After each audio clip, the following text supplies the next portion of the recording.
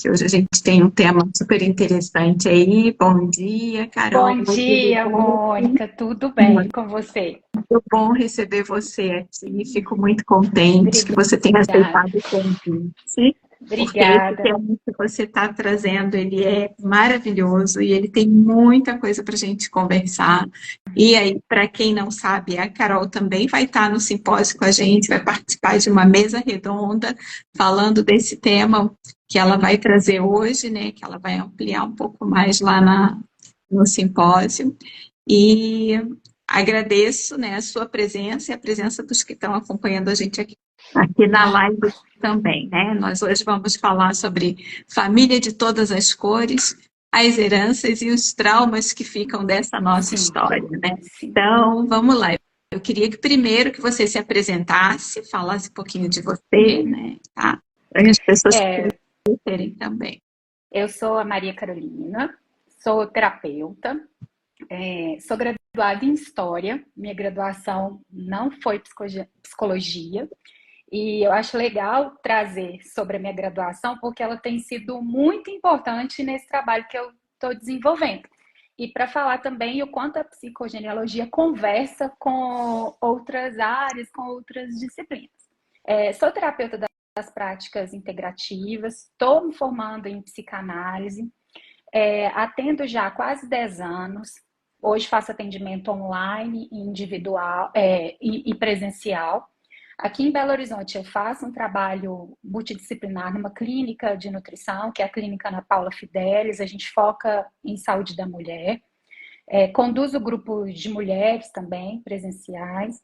Sou consteladora familiar e sua ex-aluna da psicogenealogia. Sempre sou Aham, aluna.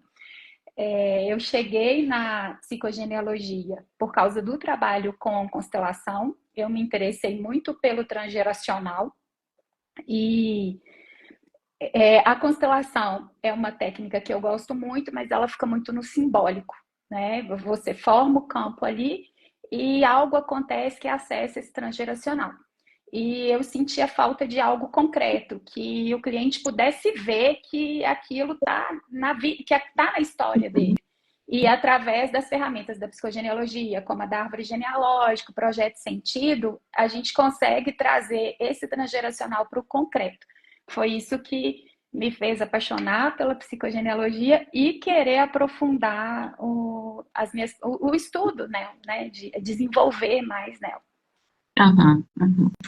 Porque é o que você está falando, né? A constelação ela acaba trazendo muito para esse simbólico, né? Para um momento ali, mas quando a gente coloca o desenho da árvore, que a gente vai trabalhando a psicogenealogia, que vai trazendo para todas as nossas histórias familiares, né? A gente vai percebendo um pouquinho mais a amplitude, né? Dessas histórias, né? Do quanto a gente está conectado às vezes com as nossas raízes familiares e que muitas vezes a gente não consegue perceber, às vezes, no momento lá, né, na Sim, constelação. Mas sim. tem muita coisa aí da psicogenealogia para a gente. Então, hoje a gente vai conversar sobre esse tema, agora que você já fez a sua apresentação, né? Sobre essa família de todas as cores, heranças e traumas, né? E daí eu queria saber um pouquinho de você, como é que você chegou, né, na ideia desse tema? Porque quando a gente está fazendo o estudo da nossa árvore genealógica, e a maioria das pessoas que fazem, que investem nessas pesquisas, elas estão muito focadas nas pesquisas e sempre vai para o lado, né, de uma família com uma descendência europeia, né, ou portuguesa, italiana, Uhum. né, e a gente acaba vendo que para a gente aqui nas nossas raízes brasileiras, a gente também tem o índio, a gente tem o negro, e aí muita gente diz assim, por que que eu vou pesquisar, como é que eu vou pesquisar, de onde é que eu vou tirar, né? E isso foi uma inquietação que você teve Foi, durante a formação, né? foi, Me lembro que você trouxe bastante isso. foi. E é muito Uhum, consistente, porque realmente é uma dificuldade que a gente tem, né? uhum. Então, esse tema família de todas essas cores, eu trouxe por causa da minha história. A primeira coisa que me motivou a ir para esse tema foi a minha origem.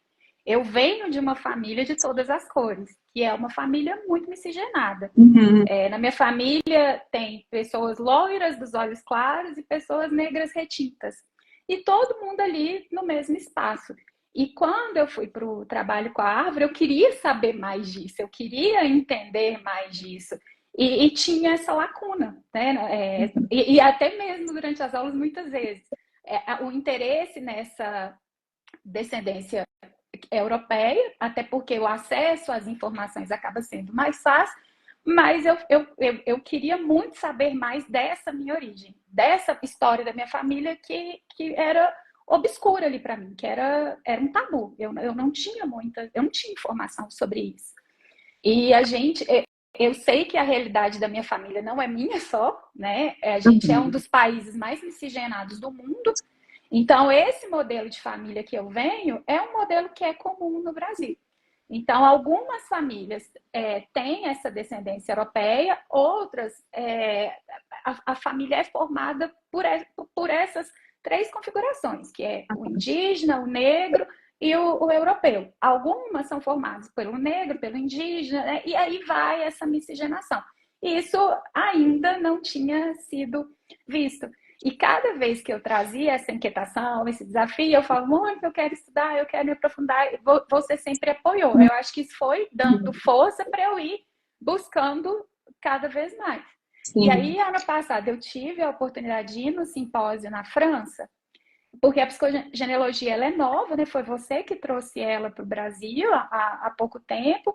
E quando eu cheguei na França e vi o quanto de possibilidade para desenvolver tinha, eu falei, nossa, é isso mesmo que eu quero trabalhar. E tem sido uma experiência enriquecedora, tanto para mim como pessoa, quanto nos meus atendimentos. O estudo de caso que eu fiz foi sobre uma relação interracial. Foi um estudo muito bacana e ter incluído raça, que é o meu objetivo na psicogenealogia, foi fundamental para o avanço, no caso, com a cliente. Foi um estudo muito importante, eu acho que para nós duas. E trazer a questão racial ajudou muito no processo dela. E assim, ó, Carol, quando você fala isso, né, porque muitas das situações que a gente traz, né, porque você está falando aqui de heranças e traumas, né, que vem dessa família de todas as cores, às vezes as situações que as pessoas trazem, elas estão pautadas justamente nisso. Sim. Né? Que são frases que a gente escuta durante a infância, que a gente vai crescendo ali, às vezes com parâmetros, né, de comparação de uma família e de outra, às vezes no contexto social, na escola, que a gente também se depara com isso, as questões que muitas árvores trazem de aceitação e não aceitação de casamentos, né, quando são de origens diferentes. Então, isso tudo está muito na nossa vivência, né? E como que isso se repercute, né, nessas histórias que a gente vai estudando nas árvores, né? E você viu isso no teu estudo de caso, né? O quanto isso chega nesse estudo de caso, né? E daí até, assim, o que você pode trazer um pouco mais, porque eu sei que você está fazendo uma pesquisa enorme, aliás, gente. A Carol está preparando um artigo para sair no próximo livro de psicogenealogia justamente sobre isso, né? Sobre essa herança que a gente tem. Eu ainda comentei que existe um outro livro que fala, né, de escravo a herdeiro, né, que eu comentei contigo também do livro, né, que é da Ana Rosa Scheid-Trachtenberg, né, que fala sobre isso, né, que está na nossa história. Né? Então, a gente não pode esquecer de estudar a nossa árvore sem mencionar essas situações, né? E quais são as situações que você observou nesse teu estudo, o que você identificou aí, que fica, né, como uma herança mesmo, né? Como, às vezes, como um trauma. Eu vou começar falando um pouco da minha história, né? Do que me levou a querer estudar isso, até mesmo para eu ter ferramentas para desenvolver o estudo de caso. Como eu mencionei, eu venho de uma família interracial e nessa família, raça não era um assunto mencionado. Não fez parte da nossa educação. Olha, a sua cor é diferente? Não. Todo mundo no mesmo lugar, todo mundo igual. Porém, a gente precisava ser igual a partir do mais claro. a partir do branco. Então, a minha estética precisa ser branca, né? Eu acho que homens com cabelo bem raspadinho e mulheres alisando o cabelo, né? Na infância, antes mesmo de alisar, prendendo muito para não ficar uma gafurina, né? Minha família usava muito isso, o cabelo é uma afuá, é uma gafurina. E aí, você não sabe por que você é diferente, porque que enquanto, por exemplo, para pentear o cabelo de alguém da família, às vezes um primo próximo, um irmão, é muito simples, porque aquele cabelo ele é liso, e o seu, que é um cabelo cacheado, um cabelo crespo, é todo um processo, mas para ficar igual ao dele. Não para deixar o seu mais bonito, né? Não para deixar o seu como ele é, que é muito lindo, eu adoro meu cabelo. Então, eu fui criada para aparecer com um padrão que não era o meu. E aí, quando eu vou olhar para a árvore, eu começo a ver homens e mulheres que tinham um padrão parecido com o meu, mas que nunca foram um exemplo, uma referência para mim. E isso começa a me intrigar. E eu começo a ficar mais curiosa sobre essas pessoas. E nada é falado, não sabemos de nada. E aí, o que é que eu percebi? Isso é um tabu. Está oculto. Isso é a sensação até de que fosse um segredo, né? E aí que entra a minha graduação foi, deixa eu entender, através da história, esse comportamento da minha família. Por que a minha família é assim? E aí eu fui compreendendo que não é a minha família que é assim. Existe um coletivo que funciona desse jeito, uma vez que no processo pós-abolição, no processo de proclamação da República e de construção da identidade brasileira, houve uma força muito grande para que fosse concebida a ideia que a gente vivia numa democracia racial, que nós éramos todos iguais, que não havia diferença. Que essa miscigenação, inclusive, aconteceu de forma harmônica, consensual, sem nenhum trauma, sem nenhuma violência, né? Por um lado, isso mantém e realmente constrói a identidade do Brasil. Por mais que se tenha tentado embranquecer o nosso país, a cultura indígena e a cultura afro, por mais que a gente não sabe, ela é muito presente no nosso país. E aí, quando a gente viaja para fora, a gente vê que realmente a gente não tem tanto assim do europeu, né? Que a nossa cultura ela é única, ela é rica e ela é composta muito do elemento afro e do elemento indígena, mas que houve um esforço para apagar isso. E, inclusive, apropriar de elementos que vinham dessa cultura como se fosse branco ou brasileiro, né? E aí, isso se torna meio que um pacto coletivo, né? Porque trazendo essa visão de que é uma harmonia, de que está tudo certo, oculta toda a violência e toda a dor por trás desse processo de colonização, de escravidão, de exploração que aconteceu.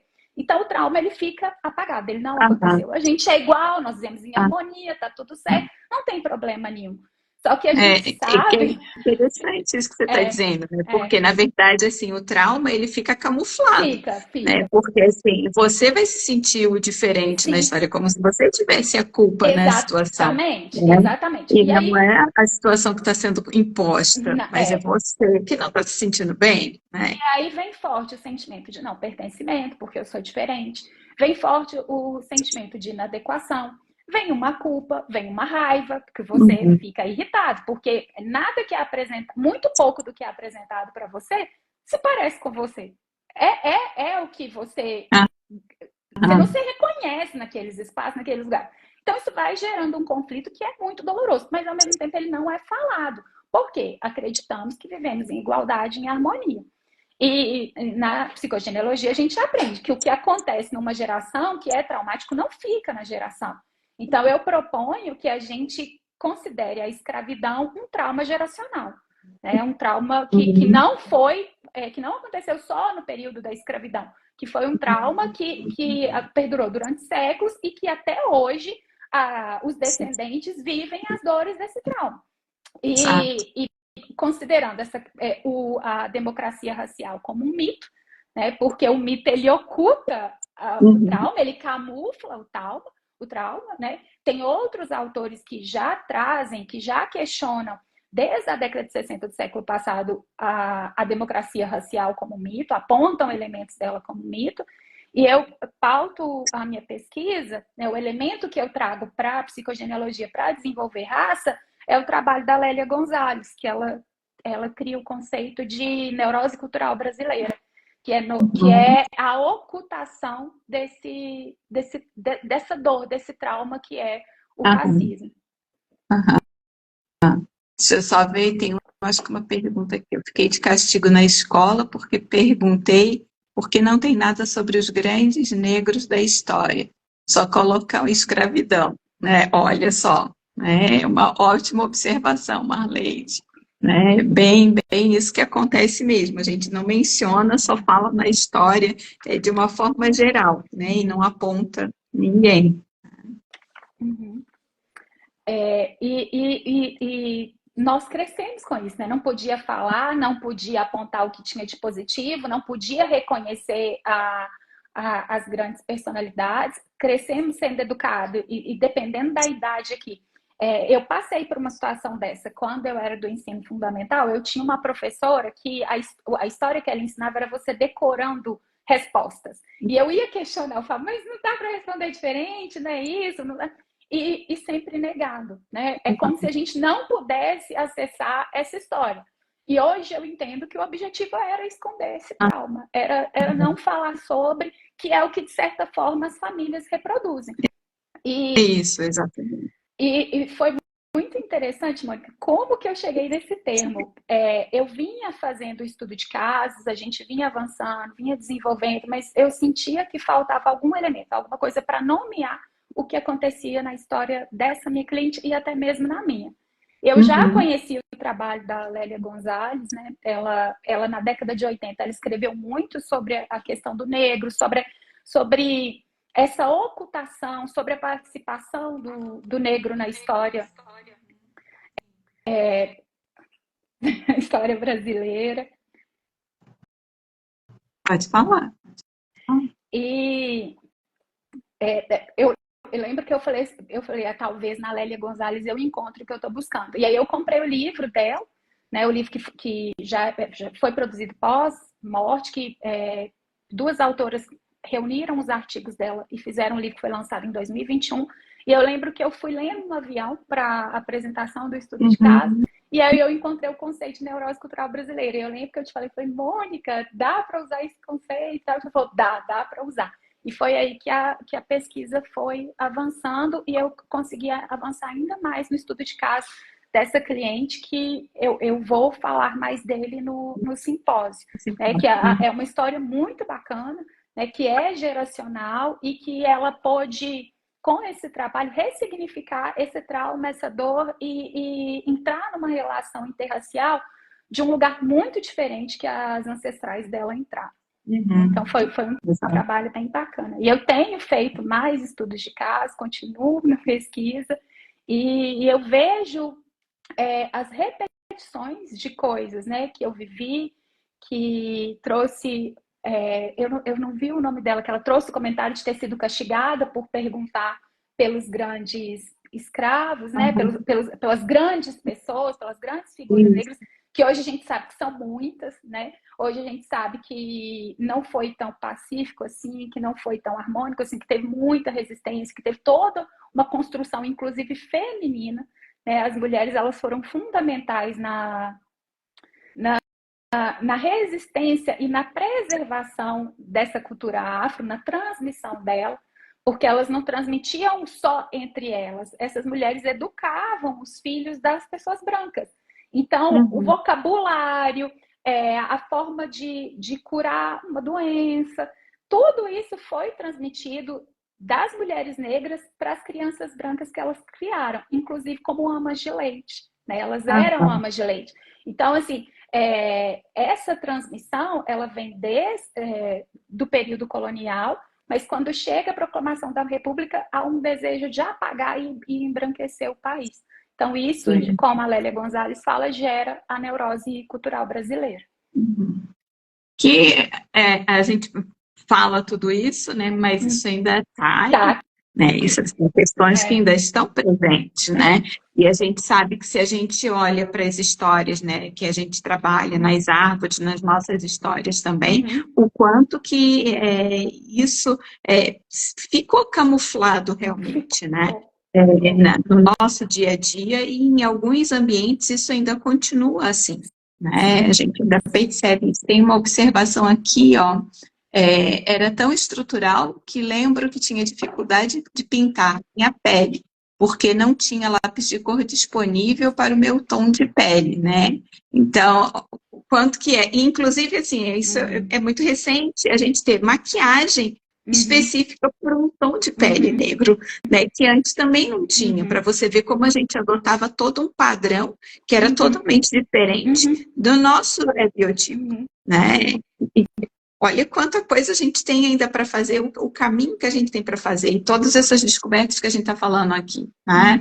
Tem uma outra observação aqui, ó, ainda hoje essa questão das cores de pele estão presentes nas escolas, enquanto professora e mulher negra, busco desmistificar e fazer uma análise com as crianças para que possam se reconhecer. Ótimo, né? Maravilhoso isso. Né? Porque é isso que a gente precisa realmente, né? Da gente se enxergar exatamente cada um do seu jeito, né? Nessas diferenças, né? E não colocar todo mundo na roupa de pinguim lá, né? Essa questão do lápis de cor, ela é muito importante, porque o que é que eu tenho observado nas minhas pesquisas? Nessas famílias de todas as cores, quanto mais escuro o tom de pele, maior a dor. Por quê? Essa pessoa, ela é colocada no mesmo lugar da pessoa branca, mas ela não vai poder usar, no caso de mulher, uma maquiagem igual, a forma de lidar com o cabelo é diferente. E quando essas duas pessoas saem juntas, há um olhar de estranhamento. Um exemplo é uma mãe negra com um filho branco. Ela sempre vai ser lida como babá, como tutora desse bebê, não como mãe. Então, essa violência de essa violência de acordo com o seu tom de pele, que acontece na esfera familiar, ela vai para o externo. E a autoestima da pessoa do tom de pele mais escuro vai sendo cada vez mais minada. Então, um trabalho como o que foi citado agora, de ensinar essas crianças a se reconhecerem, a verem a diferença e verem beleza nessa diferença, que não tem nada de errado, não tem nada de feio, não tem nada de marginal, é um trabalho de ressignificação dessa dor, desse trauma. Exato. Né? E o que não é tão evidente assim, porque isso tem uma força tão grande lá atrás, né? Como a gente foi educado, como isso foi repassado, que para essas crianças hoje, fazer essa mudança não é tão simples assim.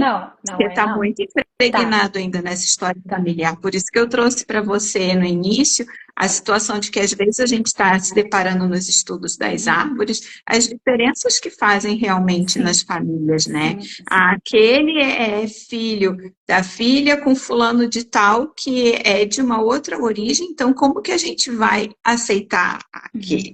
Né? E a outra lá, que é a bonitinha, aceita pelo padrão familiar, né? E como é que a gente percebe isso? Então, dentro do próprio núcleo familiar, quanto existe, né? Então, essa diferença. Um exemplo, Mônica, é aquela série This Is Us, que é uma família branca, que tem trigêmeos, um dos filhos morre no parto e ainda na maternidade eles adotam uma criança negra. E eles educam esse menino com muito amor, com muito carinho, mas esse menino ele começa a desenvolver comportamentos que são bem comuns em quem está dentro desse trauma. A sensação de inadequação, de que precisa ser sempre muito bom, de que não pode falhar, porque é como se tivesse algo errado com ele. Então ele não pode falhar, ele precisa ser sempre muito bom. E no decorrer da série, ele começa inclusive a desenvolver sintomas de ansiedade que começam a se resolver quando ele se reconhece como um homem negro, ele vê que ele é diferente e ele vai resgatar essa ancestralidade dele. Então, o processo terapêutico que eu proponho é o de reconhecimento dessa dor, desse trauma e fazer um resgate dessa identidade, né? Buscar resgatar essa identidade que está oculta, que dependendo da geração, né? E hoje em dia ainda isso acontece, né? De uma família que é branca, que ainda não miscigenou, se entra um elemento de de um tom de pele mais escuro, essa família vai ter resistência. Ela não vai receber bem. Aham, né? E existe essa resistência e existe um preconceito social, né, em relação a isso. E aí a pessoa que é o diferente que está na família, a gente está falando de uma origem diferente, mas poderia, vamos supor, ser de uma outra origem Sim, também, e também sim, ter esse mesmo sim, tipo de preconceito, sim, né? sim, Porque ele sim. passa a ser aquele que destoa do conjunto. Uhum, Né? Ele não vai ser como os outros. Então, é quase como se fosse, às vezes eu brinco e digo assim, sim, é um ET no meio de todo mundo, né? Porque, assim, é quase como se eu estivesse fazendo realmente algo que ninguém nunca fez. uhum, É totalmente diferente. As pessoas vão buscar saber como que você faz uma coisa que é comum a todo mundo, uhum, né? Então, aquilo vem como um afronto, realmente, né? uhum. Como se você, por ser de uma outra origem, você não tivesse direito a, por exemplo, e Sim, a praia? Para que você vai à praia ficar se sim, bronzeando, né? sim. Você vai à praia, É, né? uma, Isso eu um, escutava quando era criança. Você sim, não deve se queimar na praia, né? sim. Não. Eu já atendi casos assim de uma família negra da, do Rio Grande do Sul e hoje ela mora em outro país e durante muito tempo era uma regra na família não se bronzear, porque para evitar escurecer ainda mais. Uhum. E muitas vezes, se você quer se bronzear, você se indigna com o comportamento da sua família. Né? Você fica bravo, e aí essa raiva vai sendo alimentada. Então, eu proponho olhar que isso, né, que a psicogenealogia propõe, isso, que a grande história e a pequena história, elas se encontram. Eu falo, a grande história é a dor da escravidão, e a negação dessa dor, a negação dessa violência, a negação desse trauma através da criação do mito da democracia racial, e a dor individual é da família. Então, quando a Uhum. pessoa entende que não é uma questão familiar, mas uma questão coletiva, já traz um alívio muito grande. Exato. Né? Já ajuda bastante, É, porque é o que a gente comentou antes, né? O quanto que fica pesado, né, as frases que a gente sim, vai ouvindo quando sim. criança, para você carregar isso a vida toda e como é que você faz para transformar isso, né? É, Você trouxe o exemplo de cabelo, né, a questão da praia, e existem várias outras coisas, o que é, é na, permitido e o que não é permitido, né? na minha família tinha uma frase muito forte, né, que recentemente eu escutei ela de um primo, que na hora eu comecei foi a rir, que é o preto já basta eu. Então, tipo assim, Proibido o ócio, é né? Não pode proibido, mais. já Então você basta. não pode se Sim, interessar por ela. alguém, você não pode trazer alguém É, como assim, né? Então, tem e o quanto que isso está naquela mensagem lá de trás, né, de de branqueamento dessa branqueamento. população. Tem a que de quando o preto não caga na entrada, desculpa o vocabulário, na saída é Aham, certo, né?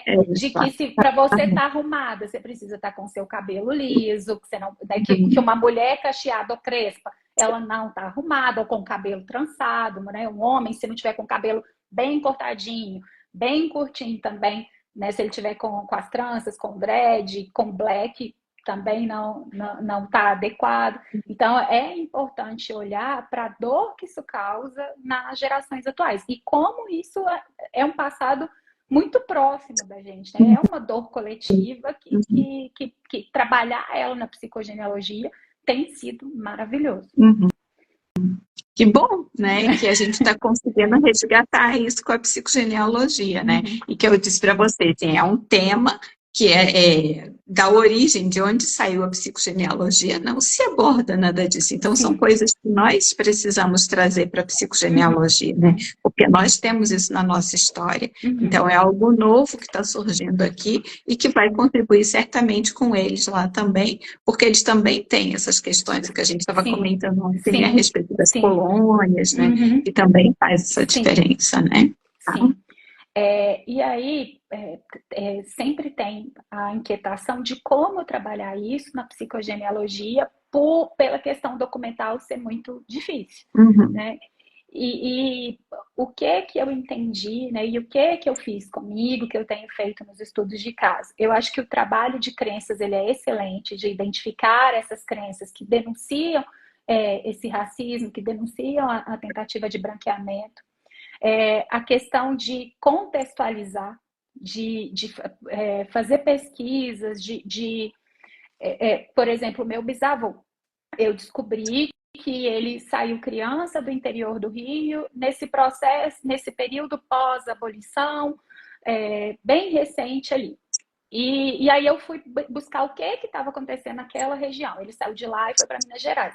Não tem informação se ele foi dado, porque ele foi sozinho, criança. Se ele foi dado, se ele foi vendido, se ele fugiu. Não sei o que aconteceu com ele. Ele era um homem negro. E aí, ao pesquisar a história da cidade, eu vi que fazia muito sentido ele ter saído, porque estava se construindo ferrovia do interior do Rio para a região que ele foi, ao mesmo tempo que foi um lugar que recebeu muito imigrante europeu. Então, não tinha espaço para as pessoas negras. Houve essa expulsão, né? Tanto é que o surgimento de favela vem muito disso. Então, agora nós vamos embranquecer, vai buscar outro lugar. Ele acabou construindo família em Minas Gerais, minha família fica aqui até hoje, mas essa pesquisa, mesmo não tendo informação documental dele, me ajudou a entender um pouco de como ele chegou aqui. E tem um caso também que a gente usou o Genera como recurso, porque no Genera deu a porcentagem, a gente pôde identificar onde, da região da África, que a ancestralidade vinha. Aí eu propus para a pessoa, para a cliente, que ela pesquisasse onde esses escravos chegavam no Brasil, porque os escravos eles iam para regiões, eles eram retirados e levados para regiões onde o que eles dominavam era feito. Por exemplo, os escravos que dominavam a metalurgia, que dominavam a mineração, vieram para a região do ouro. Os que dominavam a agricultura foram para a região de agricultura. Então, quando a gente fez essa pesquisa, deu região de Minas Gerais. Então, a gente viu que a família sai de uma determinada região da África e vem para Minas Gerais e não saiu daqui, porque a pessoa ainda vive aqui. Então, essas pesquisas, essa contextualização, o trabalho de crenças, a árvore de símbolo, são ferramentas que eu tenho utilizado, mesmo sem a documentação, e tem tido os resultados. A gente consegue trazer à tona essas histórias. Ótimo, muito bom. A minha cliente do estudo de caso, ela descobriu que a bisavó dela tinha sido escravizada. E ela não sabia. E, inclusive, a tia mais velha dela conviveu com essa bisavó e contou para ela como essa bisavó se vestia, contou de alguns hábitos dela. E essa cliente ficou muito feliz porque ela falou assim, eu não sabia de onde vinham determinados comportamentos meus. Agora eu sei que é dessa minha bisavó. Então foi bem bacana. E é interessante quando você traz isso, porque às vezes, né, uma situação dessa que a pessoa não sabe, o que ela pode desenvolver depois como comportamento, né? A questão da submissão, né, de não poder aparecer, porque existe ali uma dor que não foi falada, que não foi comentada, é uma vergonha de estar na frente dos outros, perante outras pessoas. Às vezes, o quanto que a pessoa se impede esse crescimento também, de crescer, né, de aparecer, de poder realmente estar ali presente, porque ela tem que ficar encoberta, porque ela tem vergonha da história. E, às vezes, ela não sabe nada disso. Por isso que é interessante a gente fazer essa busca, né, essa investigação na história familiar. E bom que a psicogenealogia pode ajudar em tudo isso, né? Então, muito bom. Então, a gente já está quase chegando no nosso finalzinho aqui, né? Para a gente não alongar muito. Tem um comentário aqui da Marleide, né? Que nas oficinas dela de psicogenealogia, ela usa a música Identidade, né? Do Jorge Aragão, como um hino aí afrodescendente, né? A outra fez uma observação aqui, a pele negra não precisa de proteção solar, o que é totalmente falso, né? A gente sabe que todo mundo precisa, e é isso a gente vai trazendo durante muito. Ah, você não tem problema se queimar, você não tem problema ficar no sol, né? Você não vai. E aí, quando fica no sol, não precisa de muito tempo, porque rapidinho você fica preta, né? Eu acreditei nisso e minha pele era toda ferrada. Aí eu comecei a usar protetor solar adequado para o meu tipo de pele, e minha pele ficou ótima. Uhum, né? Exatamente, né? Então, as frases aí no decorrer da vida que soaram como natural e não são, né? Muitas expressões ali fortes, né? Cheias de preconceito e que a gente ouviu durante muito tempo e que foram passadas aí como se fosse Sim. ok, sem Sim. problema, né? Sim. E que bom que a gente pode mexer nisso, está resgatando isso e está ressignificando isso para que as próximas gerações tenham muito mais liberdade nesse sentido, né? Tá? Então, o quanto que isso tudo deixam marcas na nossa história, né? Sim, sim. E é uma marca bem forte e reconhecer e trabalhar, eu acho que é um processo muito importante na autoestima, na questão dos sintomas e na verdadeira integração do sistema familiar, né? De um lugar confortável para todos, porque pertencer é uma necessidade humana. E ir ao longo da vida com esse senso de inadequação é muito ruim. Uhum. E você vê como é interessante, né? Porque quando eu era pequena, quando se falava de história de família, eu dizia, como é que eu vou pesquisar, né?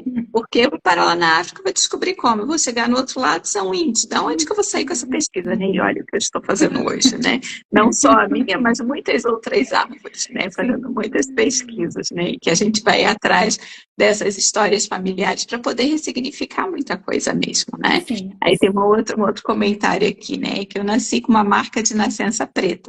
E era vergonha mostrar, então, quer dizer, tudo aquilo que se referia a uma cor, né, passava a ser vergonhoso, tá? Então, o quanto que a gente carrega isso mesmo, né? Só fui reconhecer meu cabelo, outra observação, né? Natural com 42 anos, alisei a vida toda, agora isso natural ema, né? Assim como eu também, gente. Adeus escova, né? Porque eu não aguento mais. Isso aí realmente é o que eu dizia para Carol ontem. Não quero mais saber desse negócio de ficar lá no salão fazendo escova. Fica legal? Fica. Mas é muito trabalhoso e deixa natural do jeito que tá. Eu não me reconheço nesse lugar, né, do cabelo liso. Eu vejo que não é problema nenhum o alisamento do cabelo. Eu acho que o problema é quando você não pode escolher. Se você quer o cabelo liso, se você quer ele crespo, se você quer ele trançado, se você quer ele com dreads. Né? Então, a obrigação para você ser arrumada, para você pertencer, para você fazer parte, para você não ser mal vista, você precisa estar com o cabelo alisado. Sim. Isso que é muito doloroso.